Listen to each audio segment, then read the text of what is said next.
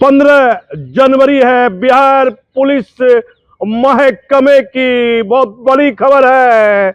जिन जिन IPS पदाधिकारी का तबादला हुआ है, जो एसपी से डीआईजी बने हैं और जिनका जिले से बदली हुआ है, उनको मुख्यालय चले गए, दूसरे जिला में चले गए, यदि वह दिसंबर महीने से लेकर 10 जनवरी तक में थानेदार का यदि तबादला किया है, तो ऐसे आईपीएस पदाधिकारी की अब मुश्किलें बढ़ेगी।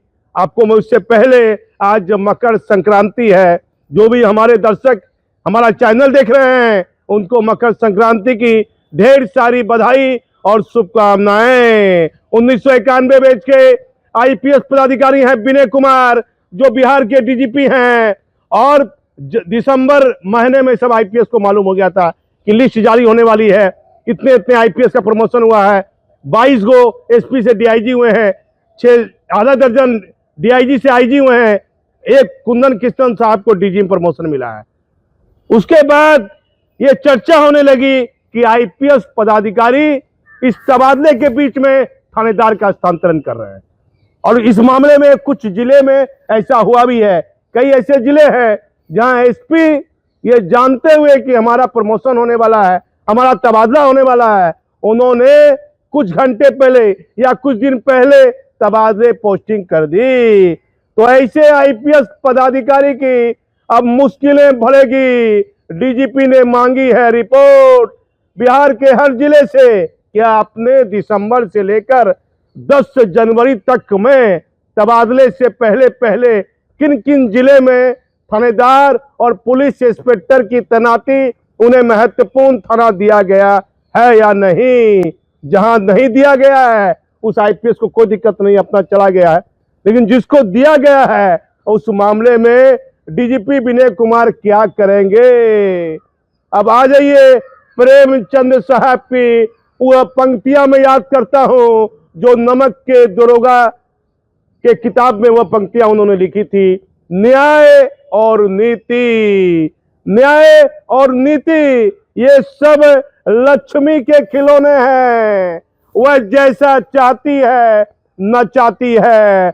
आज के वर्तमान युग में बड़े बड़े पदाधिकारी भ्रष्टाचार में लिप्त दिख रहे हैं, और भ्रष्टाचार की जड़ इतनी मजबूत हो गई है कि उसके सामने सच कहीं टिक नहीं रहा है, सच कहीं टिक नहीं रहा है, झूठ ही सच बनता जा रहा है। जो जितना ज्यादा झूठ बोल रहा है, जितना ज्यादा गड़बड़ कर रहा है, वैसा पदाधिकारी, वैसा आदमी, वैसा नेता, वैसे लोग माननीय बन रहे हैं। तो भ्रष्ट नेताओं के इशारे पर जो तबादले पोस्टिंग हुई है, जिनको जिला नहीं मिलना चाहिए था, एक सिटी एसपी, ऐसे सिटी एसपी, बार बार सरकार का ध्यान हम दिलाना चाहते हैं, वह सिटी एसपी ने एक नहीं, दो नहीं, तीन नहीं, 4-4, 5-5 दर्जन सुपरविजन रिपोर्ट पलट दी। टाउन डीएसपी ने जो सुपरविजन रिपोर्ट दी, हर टाउन में डीएसपी 1 और डीएसपी 2 है। पुलिस हेडक्वार्टर गंभीर हो इस बिंदु पर, हर पूरे जिले में अब टाउन 1 और टाउन 2 दो डीएसपी की पोस्टिंग है, और दोनों ही डीएसपी के सुपरविजन रिपोर्ट को सिटी एसपी ने पलट दिया है। माननीय मुख्यमंत्री जी और मुख्य सचिव है पढ़ते अमृत साहब, ध्यान दीजिए। एक गरीब आदमी यदि कोई केस में निर्दोष आदमी फंस जाता है, वह न्याय के लिए जिले से लेकर पुलिस हेडक्वार्टर तक जाता है, घंटों इंतजार पुलिस हेडक्वार्टर में नहीं करना पड़ता है, आम जनता से वह मुलाकात कर लेता है। आज भागलपुर के नए एसपी मैंने देखा, वो सोशल मीडिया में, बिहार भागलपुर पुलिस में लोदीपुर थाना में जनता दरबार कर रहे हैं, जनता से मिल रहे हैं। लेकिन मुख्य सचिव जी इस बिंदु पर ध्यान दीजिए, आखिर वह कौन जिला है ऐसा जहां सिटी एसपी ने डीएसपी 1 और डीएसपी 2 की सुपरविजन रिपोर्ट 1 दर्जन नहीं, 2 दर्जन नहीं, 3 दर्जन से भी अधिक सुपरविजन रिपोर्ट को पलट दिया है। पुलिस मुख्यालय गंभीर हो और इस बिंदु पर जरूर जांच कराए, लेकिन भ्रष्टाचार की जड़ इतनी मजबूत होती जा रही है, कहां कोई ध्यान दे रहा है। बड़ी बड़ी केंद्रीय जांच एजेंसी वर्तमान के कलयुग में उनकी लापरवाही देखी जा रही है। लापरवाही देखी जा रही है कि बड़ा बड़ा मामला हो रहा है, कोई ध्यान नहीं दे रहा है।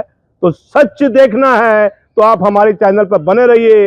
अब डीजीपी साहब ने जो रिपोर्ट मांगी है सभी जिले से कि किन किन थानेदार की, पुलिस इंस्पेक्टर की तैनाती दिसंबर महीने से लेकर 10 जनवरी तक में की गई है या नहीं, कितने जिले के एसपी रिपोर्ट देते हैं।